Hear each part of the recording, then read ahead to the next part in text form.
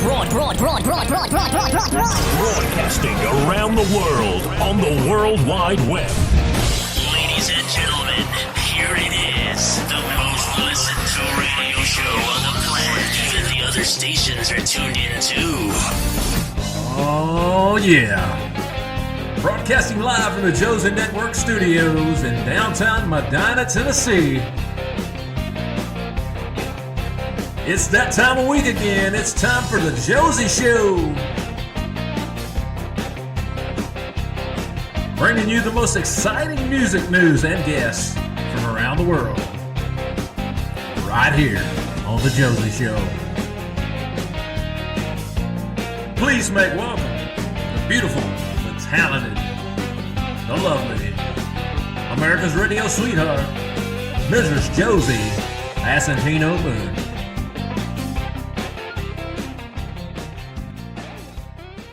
Hello, everyone, and welcome to the Josie Show. I'm Josie Passantino-Boone, and we have a very exciting show for all of you today. We have special guest Keri René Fuller, who is currently playing Elphaba in Wicked on Broadway. So we're going to talk about that and so much more. So stay tuned to the whole show. You will not want to miss a second of this interview. All right, let's just jump right in it. Here is Keri René Fuller. Hello. Hi, Josie. How are you? Oh, I'm doing wonderful. How are you? Oh, I'm so good. It's a beautiful day today, so I'm so happy to be outside talking to you. Yes. Oh, I'm so glad. And I've been really looking forward to talking to you because you are incredible, my friend. I need to start there. Thank you. You're welcome. I have to give you your flowers because your performance of No Good Deed on Broadway.com was mind blowing. Like, you did that. Oh, thank you. It is my favorite song to sing in the show. So Yes. I was very, very fortunate that they allowed me to sing that song. Because normally, out of context, Yeah. that song can be kind of, it's more Right. niche, Right. Yeah, for sure. It was just amazing. And, before we really dive in a little bit more on you playing Elphaba on Broadway, I'd love to hear kind of about how your journey into musical theater first began. So I've been singing my whole life. It's something that I've always just naturally loved doing. I was raised in Oklahoma, so there was, my parents didn't really know what to do with me. I was always singing in church choir. I was always singing in school choir. I was always singing somewhere, but they didn't really, as far as, how to set me up for a possible career. They had no idea, bless them, what they were doing. And so I eventually got into voice lessons. And for the longest time, we couldn't afford voice lessons, but I would listen to Celine Dion, and I would listen to Idina Menzel, and I would listen to Linda Eder, and I would just try and copy them. So those were I like to call them my original voice teachers. But I eventually got in voice lessons, and I started singing in, malls around the city. And I remember, my parents were like, okay, maybe performing is a thing. So when I got picked up from a summer camp, I believe it was 7th grade, my mom brought a newspaper clipping for a local production of Annie Jr. that was happening. And she was like, you don't have to, but do you want to audition? Is this something that you would maybe want to do? And I was like, sure. I didn't know anything about musicals. Right. And I auditioned with the song Flashdance. Well, sorry, What Is This Feeling from Flashdance. So not even remotely in the world. I didn't know that you had to choose a song that related to the show you were auditioning for. Right, yeah. So I just sang a song that I loved. Yeah. Then that was it. I did Annie Jr., then I did a lot of Shakespeare. Then I did just musical after musical, play after play, and you couldn't stop me. So I went to college. I went to Baldwin Wallace in Ohio, and then moved straight to the city. And here we are. It's been a long, long road, but a very, very rewarding and and fraught with much self-doubt, but Right, absolutely. I mean, that's the thing. People, when they think, musical theater, of course, physically and vocally demanding, especially with a yeah. role like Elphaba, but I can imagine it's also mentally and emotionally taxing as well, especially just musical theater being a part of it in general. You know what I mean? Yeah. Yeah. Yeah. I mean, music theater and theater, Yeah. live performance in general, where you're kind of like asking other people to say yes to you in order for you to do what you love doing. Right. That's just when you're putting your, for lack of a better word, your fate in other people's hands to say, yes, you may do this. There's always, we talk about rejection in this business all the time. You hear way more no's than you hear yeses. I mean, but also I do think that in my case, what has made this, quote unquote win so worth it. And I carry it with such a heavy, and I mean heavy in a good way, responsibility. It has been all of the times I've heard no, all of the times where I've auditioned for Wicked many a times and they've all been no's. So doing it this time around has been really, really, really rewarding. And it found me at the right time in my life. Even if I would have booked it earlier, I wouldn't have been the Elphaba that I am now. And I'm really glad it happened when it happened. Yes, it all is timing. It all happens when it's supposed to happen. And and you've gone from, of course, the Elphaba standby to Principal Elphaba on Broadway. Can you walk me through that moment when you received that call that you would be the new full-time Elphaba? What was going through your mind? Well, what's crazy is it's kind of a bittersweet story, actually. So last year in May, I lost my father quite suddenly. Yeah. And so that was just, I was doing another show at the time. It was truly, obviously devastating. Yeah. And I felt lifted up and I felt so supported. So I was very, very lucky in my environment. He wasn't my husband at the time, but my boyfriend at the time, who is now my husband. Yes. Was amazing. Absolutely so amazing. I found out about my father. And so we had planned, and I knew that I was going to be the standby while I was doing this other show. Gotcha. And so I ended up calling my stage manager for Wicked, which was my stage manager when I was in 6 on Broadway. Gotcha. Wow. And so I got to talk to her and I was able to tell her what was going on and that I needed to start rehearsals a week later than initially planned. So I know that I'm going back further than full-time Elphaba, but it all ties in. It all ties in. It does. Yeah. We had set my father's celebration of life ceremony. And that was actually the day that, we didn't plan it this way. It was after the fact that I realized that it was this way, was the day that they announced my standby casting. Wow. So very full circle there. And then, get this, I do standby. It's been amazing. In November, on November 18th, I got the call from my agent, which was the 6-month anniversary of my father's passing, to the day that I got that call. And so, yes, I was so excited. It was obviously what I was hoping was going to happen. Sure. And, kind of what was, rumored, but nothing is ever certain. Nothing is ever certain in this industry. Yeah. And so I just truly didn't know. I was like, it will be a done deal when I get the call, when I have the offer.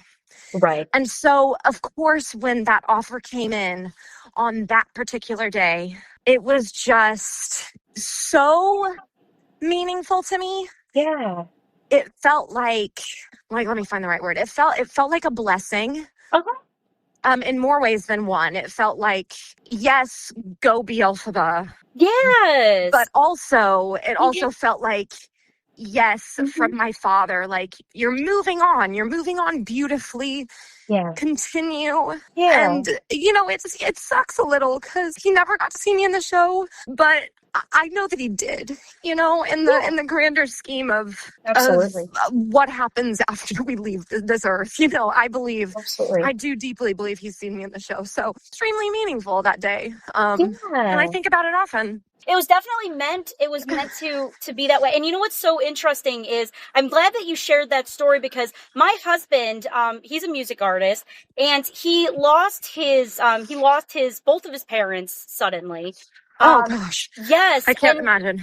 Yes, it was a horrible, horrible time. And of course, you know, just like your husband, you know, you're always there. You're trying to support your spouse, you know, and, you know, he finally had the chance to perform at the Grand Ole Opry House in Nashville, which his dad always wanted. Yes, his dad always wanted him to perform on that stage, you know, his parents.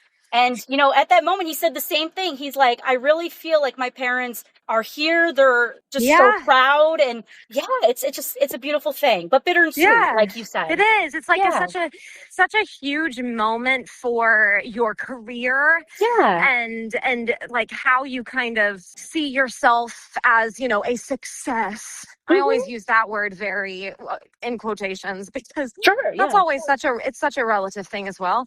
Yeah. But it's also a reminder, those moments where you're like, oh, here's, you know, a thing that in the tangible, my tangible version of reality, my loved one is not here to experience it. But like, I would be so egotistical to think that I knew what happened after people pass on from this physical world. Right.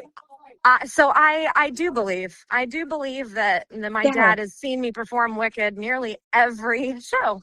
Yes, I believe so. Absolutely. I'm the same way as you, you know, in my thought process. And you were just doing such a phenomenal job. I've seen so many reviews and so many incredible comments, and people just absolutely love your take as Elphaba. And I wanted to ask, you know, has your approach to playing Elphaba kind of evolved since the very first time as a standby to now? Oh, absolutely. Absolutely. I think there was a point, I mean, as a standby, it's a very different job than full time, because you kind of are, until you get several in a row, you don't really know what it's like to play Elphaba. And I mean that in a very optimistic way. You're finding your sea legs. You're kind of remembering all of your lines. You're remembering all of your words. You're remembering where you're supposed to be, where you're definitely not supposed to be, because in Wicked, there are many places that you should not be during during there's scenes. Trap doors, my friend. Yes. So it's kind of survival mode, and that is extraordinarily riveting when it's happening. It's also terrifying, but if you can embrace how terrifying it is and really just focus on the fact that you are doing something that is impossible. It's impossible. Yeah. You become very, very proud of yourself in a way that, you know, otherwise you just wouldn't know anything about, you know, coming face to face with that fear. So standby was always kind of adrenaline induced. I never really felt like I was bringing myself to it. I felt like I was just really trying to, you know, prove that they gave me the job for a reason, you know. And then now that I'm Elphaba, it is similar. I still want to make the people proud. I still want to make, you know, casting and the creatives and everyone that's believed in me throughout this process proud. Of course I do. Yeah. But I realize that the way that I will make them proud is by letting myself, you know, off the hook to a certain degree. Right. I would never, ever in a million years show up to that theater and give anything less than 100% of what I have that day. I don't think that I'm capable of it, and I don't really want to be capable. I love the challenge of playing this role that is so, you know, hot-tempered, passionate, messy, full of love that she's discovering as it's happening. Pure. She's so pure. She is. And I think that Elphaba, Elphaba, I believe, is the best and worst, the best and the worst of me as Keri. Like, I definitely do have a temper when I believe in something deeply. Yes, I hear you. Same. And I definitely am very emotional, very hot and cold. But the reason that she is all of these things is a reaction to how much she deeply cares about agency and advocacy and truth and honesty, because I do think that truth and honesty are different things. Oh yeah. And I think that she fights for both of them. She does. I think truth is a nebulous thing that we're not exactly sure even what it is, because one person's truth is not another person's truth. So really, what is truth? Honesty is absolutely to each their own. Like, whatever I show up with on that stage, I don't believe that the audience doesn't see. So I take it very seriously. Yeah. When I step on that stage, and I if I'm exhausted, they're going to see me be exhausted, and I'm going to make it work. Yeah. I'm going to make it work. And I'm going to give them absolutely everything that I have within how exhausted I am. For sure. You leave it all on the stage. That's what I love about you. You do. I really do try. I really do try, because I don't know. I think it comes down to I get kind of called woo-woo a lot, but I do think it comes down to a belief system, and mine is probably not very fair to myself, my belief system. But I do believe it's all I have. I can't do anything less. I really, sometimes when I'm like, on my period, or when I've done 9 shows in a row without a day off, or when all of the life things that happen outside of that show, I think people forget that, like, yes, we are living our dream on that stage. Yep. But we also have a life off of that stage that is just as tumultuous, that is just as dynamic and complex as anyone else in this world. And showing up to do that, to be so emotionally raw 8 times a week, requires a level of resiliency that, not just in myself, but in every single Broadway performer that does that. Oh yeah. It requires a level of tenacity and resiliency that I think is very often overlooked, because we are constantly talking about how it was our dream to be there. Right. And that is true. That is so true. But that does not mean that sometimes we wish we didn't have to go to work. Right. Yes. Yes, that's the thing, is you're human. You know what I mean? At the end of the day, when we're sitting there watching it, in theater, we're like, wow, that person, they look like they have it all together. You kind of get lost in, hey, that's Elphaba. Yeah, and I mean, partially that's our job too, is to make you believe that. Right, but at the end of the day, you may not be feeling so good. You may be going through, something behind the scenes. I mean, at the end of the day, that's kind of it's so hard to work through. I just don't know how you do it. Girl, honestly, me either, but I'm so grateful because I know that I couldn't do it by myself. You have a great team. Possible way, yes. Oh. My husband, my cast, my entire green team. Yes. My stage management, my company management, like, I feel so encouraged and so supported. My friends that have kind of, like, so graciously allowed me to go MIA. They'll, like, not hear from me, and then all of a sudden I'll wish them happy birthday, and I'll be like, I'm so sorry I haven't reached out. And they're like, girl, you're playing Elphaba, you're fine. Yeah, like, listen, you got a lot on your plate right now. That is so funny. You need those friends out there that, like, understand, you know what I mean? And you do. Like, you really, really do. Especially in this business. Yeah, for sure. And it's so important to have those grounded moments where you have a great team behind you off stage as well, like family, husband. I mean, you need that to kind of remind you, hey, you know what? You need to sometimes have your normalcy, but then also on stage, kick major bootay. You know what I mean? Yes. My mom still texts me before every single show, 2 times on 2 show days. she always sends me break legs, some version of like break legs, Yeah. Shuggy, and then like green and red hearts. It's very So sweet. cute. That's so sweet. You need that. See, mamas are the best in that way. I'm telling you, They are. everybody. They are. Yes. I love it. And then I wanted to also ask you, what does, for someone who may not be, in the know of Broadway, how that works, what does your typical day look like on show days? Because of course you have to do the makeup, you have to, of course, get there. There's so much to prepare. Right. How does that work for you? I mean, honestly, if you would have asked me at the first part of my contract, which several podcasts did and several interviews did, Sure. it looks very different now than it did even then. Really? Yeah. I think when I was starting out, I was being so thorough, which I wouldn't go back and change it for anything. But I definitely have found a bit more of a balance now. Prioritizing more as opposed to like ritualistic things. Yeah. I'm prioritizing now listening to my body more. Yes. And allowing myself to steam when I feel like I need to steam, and to allow myself to go to bed earlier when I don't feel like I need to steam, Right. Absolutely.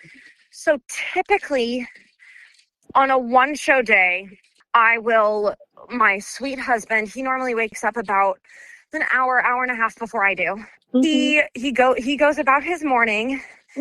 I wake up, I bring my dog to wherever he is in the park that's not too far from our house. Yes. And Love we it. have a coffee together. Now that the weather's nice, that's kind of what we do as a morning. Absolutely. This morning, we actually rescued a caterpillar.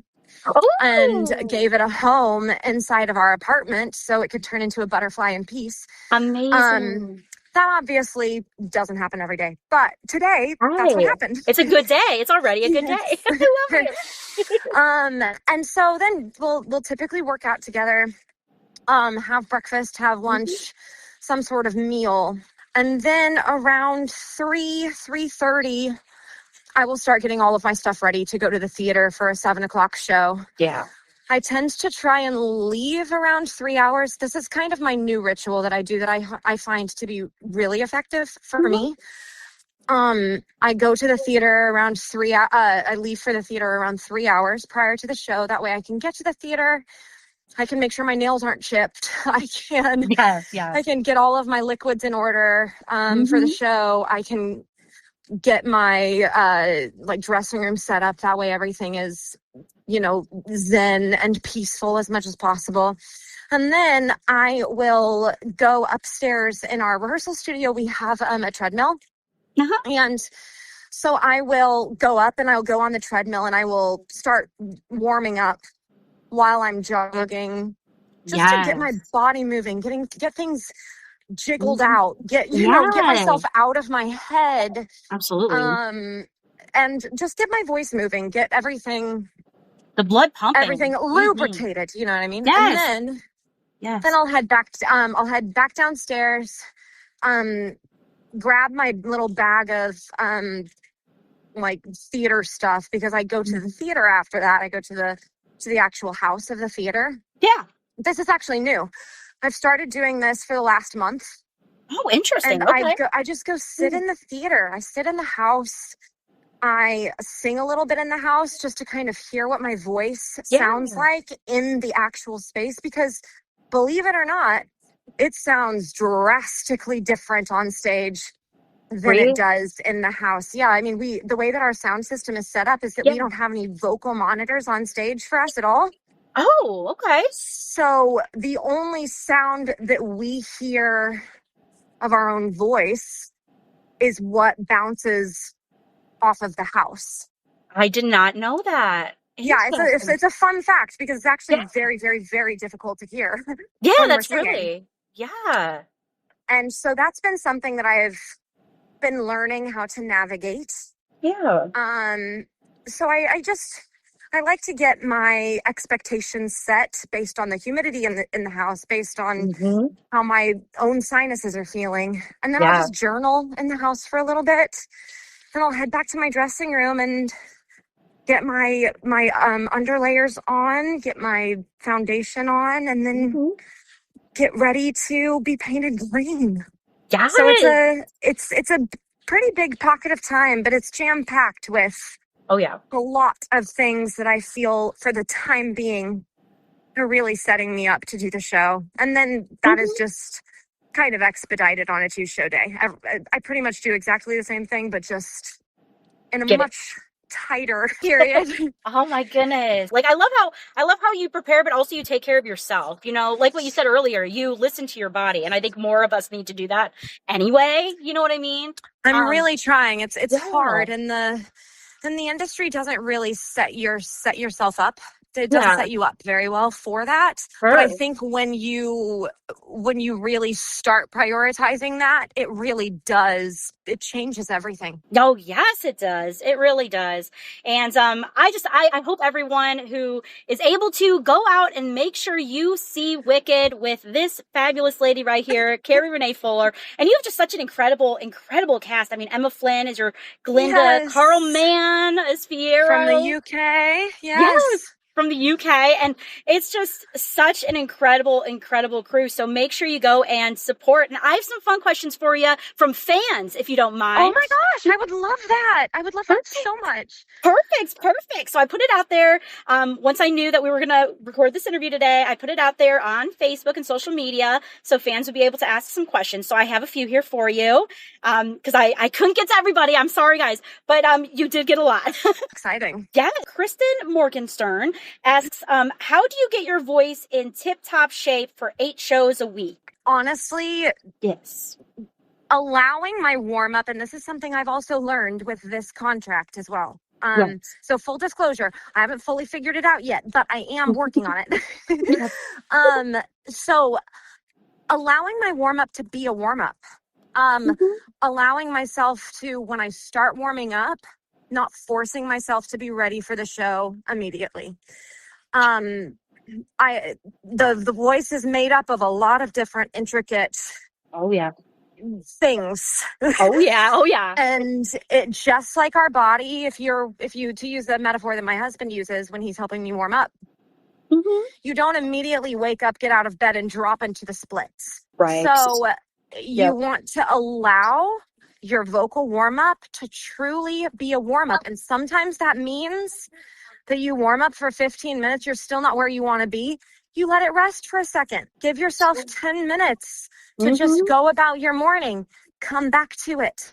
Allow the musculature to reset, to wake up. And then you'll stretch it even further, and you'll stretch it even further. And then eventually you're ready for the show. And so that's what I mean when I say that I'm still figuring it out, because I still don't know how long that takes for me. And I've been doing this show. I'm about to wrap up my 4th month. My goodness. Time flies. It's a never-ending journey, my friend. Yes. Great question. Hannah Summer on Facebook here says, do you pull a Jessica Vosk when she said that she slides down the stairs backstage? I'm thinking she's talking about you have to come out for No Good Deed. You have to go down the stairs. There are some very, very steep stairs that we have to go down. I do not slide down the stairs because I do not find myself to be coordinated enough to do that. I grab my skirt. I just go down those stairs as fast as I possibly can. Yeah. And I pray that I do not trip and fall, which has almost happened a couple times. But luckily, knock on wood, has not happened so far. Knock on wood. Absolutely. All the different Elphabas, it's so funny, have said, about that kind of run up before, Fiero. And it's, and everybody does it different ways. Jessica Vosk slides down them. Some people have done all sorts of different ways, but that's a good question, Hannah. Let's see here. Marvilla Marzin says, besides Elphaba, of course, what other would be a dream role of yours? Wow. That's toughy. It is tough because right now I'm in the mindset of the next thing I want to do. Yeah. I want to maybe sing a little less. I think that there would be a little more work-life balance. But I'm just going to say the first thing. I'm not going to say that this absolutely beats out every single other thing that I would like to do. But right now, the first thing that comes to mind is I would love to do a play. I would love to play Diana in Stereophonic. which also has Ooh, music in it. So yes. that is as a play that currently exists, that's out there in the world. I would love to do that one. But Dream, I would love to originate something again. I truly, Yes. I would be beyond honored to be the first person to do a production of something. Yes, that would be amazing. Oh my goodness. I could see it. I could see it happening. I'm telling you. Another fan question here, which is a really good one. Carmen Tibbet. I hope I'm saying that right. I'm sorry. So just last month you ran your very first half marathon. I would love to do something like that. What was that experience like and how did you prepare? Good Oh my gosh, question. that's a very good question because it was so fun and Yes. something that I wasn't entirely sure that I was going to actually be able to do. Um, Mm-hmm. so when I was preparing for the half, I started training while I was still standby. Yeah. When I say training, I began prioritizing running more consistently. I wasn't on a program yet. So when I actually decided, you know what, I think that based on what I've run so far, I do believe that I could run a half marathon. I would spend I wouldn't do it on 2 show days. I wouldn't run on 2 show days as Mm-hmm. full-time Elphaba, but I did really start taking my long runs seriously on like the Tuesdays, Thursdays, or Fridays where I only had one show. Yeah. I'm not going to lie and say it was easy. It was definitely hard to get myself out and train because I was just so tired from doing the show. But Right. when I ran the actual half, I had 2 shows afterwards. Ooh-wee. And I was like, oof, I have no idea. I didn't set any expectation that I was going to do both of them or Right. even one of them. I was like, I'm just going to see How it goes. how amazing the human body is. I'm Yeah. going to see what it's capable of, and I'm going to listen to it, whatever it tells me to do. I was very lucky, and I ended up running my half marathon in very good time, no Yeah. injuries. Oh, And good. then I was able to do both shows that day, and then the single show the following day, the single show matinee. That's incredible. It was definitely I guarantee you I was running on a lot of adrenaline because I was just so chuffed that I had done it. I was Right. like, this is wild. So yeah, that's Amazing. somehow, my friend, how I did it. I Absolutely. can't really tell you how I managed, but You got it done. the Wow. marathon gods are on my side. Yeah. I say do it. You never know how you're going to handle a half marathon or a marathon Yeah. until you do it. You never know. Listen, you can even surprise yourself. So, Carmen, I say do it. Do it. Do Do it. it. Yes. You may learn something new about yourself, too. You know what I mean? I You think, definitely will. yeah. You have a lot Right? of time to think when you're running those 13 some odd miles. Exactly. Exactly. Oh, my goodness. I love it. And thank you so much for taking all this time to chat with me. I really appreciate it. And have a great show tonight. Oh my gosh, of course. Thank you so much for having me. It was really, really nice chatting with you. Oh, it was so nice chatting with you. It was really an honor, and I'd love to have you on anytime, okay? That would be great. You just let me know when. Thank you all so much for tuning into the Josie Show today, and a big special thank you to Keri René Fuller for joining me. It was such a pleasure getting the opportunity to chat with her and get to know her better. And my next show is July 10th. Our special guest is Juman Huang from & Juliet on Broadway. We're going to talk about that along with his new book that's out. So we are very, very excited to welcome him to the show. And make sure you stay tuned to josieshow.com or wherever you listen to the Josie Show, because we have so many more great guests joining me, and we'll see y'all next time. Bye-bye.